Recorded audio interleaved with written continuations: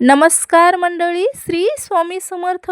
आज आपण सर्वांच्या लाडक्या गानकोकिळा म्हणजे लता मंगेशकर दीदींना कलिंगड खूपच आवडायचं. लता दीदींना जेव्हा रेकॉर्डिंग करून खूपच थकून घरी यायच्या तेव्हा त्यांना कलिंगडाच्या खायला खूपच आवडायचं बरं का. तर चला आज लता दीदींच्या आवडीच्या फळापासून बनवणार आहोत सध्याच्या सोशल मीडियावर व्हायरल असणारे कलिंगडाचे सरबत. जास्त वेळ न घालवता रेसिपी बनवायला सुरुवात करूया. सर्वात पहिलं मधून कट करून घेतलेले आपण कलिंगड घेतलेलं आहे. कलिंगडाच्या फोडी करून घेतलेल्या आहेत. कट केलेले आपण इथे कलिंगड स्वच्छ धुवून घेतलेला आहे बरं का अगोदर. एक लिंबाचा रस घेतलेला आहे. अर्धा इंच आपण अद्रकचा तुकडा घेतलेला आहे, त्याच्यामुळे छान अशी चव येते बरं का. 1 स्पून आपण साखर घेतलेली आहे. गोडीनुसार कलिंगडाच्या साखर घ्यायची. चाट मसाला अर्धा स्पून घेतलेला आहे. 7 ते 8 पुदिन्याची पानं घेतलेली आहेत. सेंदूई मीठ घेतलेलं आहे, त्यामुळे सरबताला चवी छान येते. चला आपण साहित्य घेतलेलं आहे. आता सुरुवात करूया रेसिपीला. कलिंगड कापताना मधून आपण चाकूने अशा पद्धतीने कट करून घेतलेलं आहे. दुसऱ्या साईडनं आपण कलिंगड करून घेतो बरं का.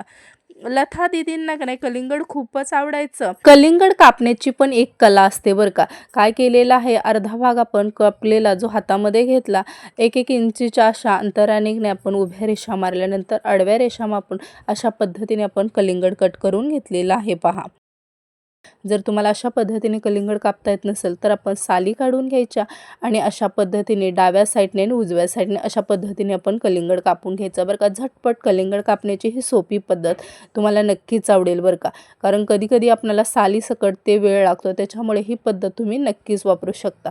इथे अशा पद्धतीने मी कलिंगड काट करून घेतलेलं आहे. सर्व कलिंगड ह्याच पद्धतीने मी काप करून घेतलेले आहेत. एका बाउलमध्ये काढून घेतले, दिसायला सुद्धा छान वाटतं बरं का. चला आपण त्याच्यासाठी एक सिक्रेट मसाला करतोय.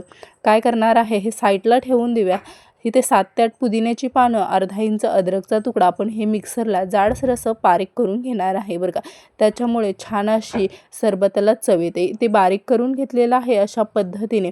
आणि हे आपण बारीकमध्ये कट केलेले हे क्यूब आपण टाकून देऊन पाणी न टाकता आपण बारीक करून घेतलेलं आहे बरं का. कारण कलिंगडामध्ये पाण्याचं प्रमाण अगोदरच असतं, त्याच्यामुळे अजिबात आपण पाण्याचा वापर केलेला नाही. आणि मिक्सरला आपण बारीक करून घेतलं आणि हे गाळून घेतोय बरं का. अशाच पद्धतीने सर्व आपण बारीक करून घेतलेला आहे. किती छान नॅचरल कलर आलेला आहे, पाहू शकताय कलिंगडाचा तो लाल बुंद कलर एकच नंबर बरं का. सरबत बनवताना शक्यतो मस्त असं लाल बुंद कडं घ्यायचं, त्यामुळे सरबताला छान असा कलर येतो बरं का. आणि सरबताचा जो चोथा राहतो त्या चोथ्याचा तुम्हाला थालीपीठमध्ये सुद्धा तुम्ही वापर करू शकता बरं का. म्हणजे आजची महत्त्वाची टिप्स आहे. तुम्ही मला विचारशीला रस बनवला त्या चोथ्याचं काय करायचं, तर तुम्ही जर बेसनच्या पिठामध्ये ते आपण थालीपीठ त्याचं बनवू शकता. ही तुम्हाला महत्त्वाची टिप्स सांगितली. आपण त्याच्या गोडीनुसार साखर टाकायची आहे बरं का.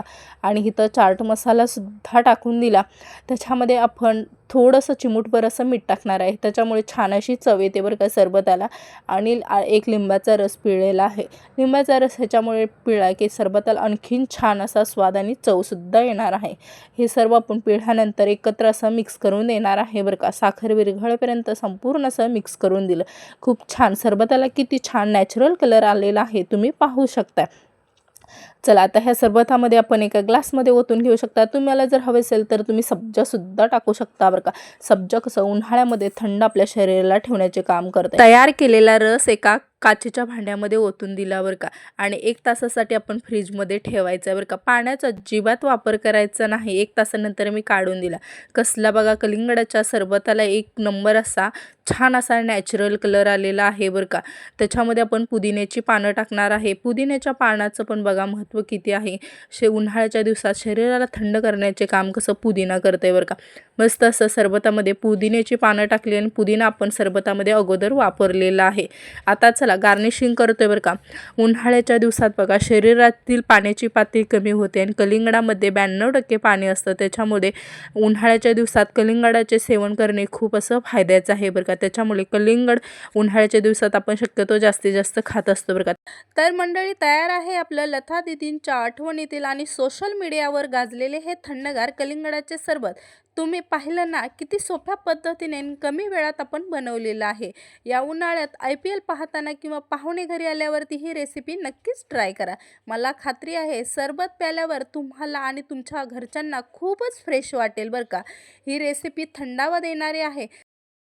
छोटासा असं कलिंगडचा आपण भाग ठेवलेला बरं का. बिसलरीचं टोपण आहे त्याच्यामध्ये अशा पद्धतीने आपण कलिंगडाचे क्यूब करून घेणार आहे बरं का. कलिंगडाच्या सरबतामध्ये खूप छान असे दिसायला छान दिसतात बरं का. अशा पद्धतीने आपण सर्व कलिंगडाचे क्यूब करून घेतलेले आहेत. चला आता गार्निशिंग करूया.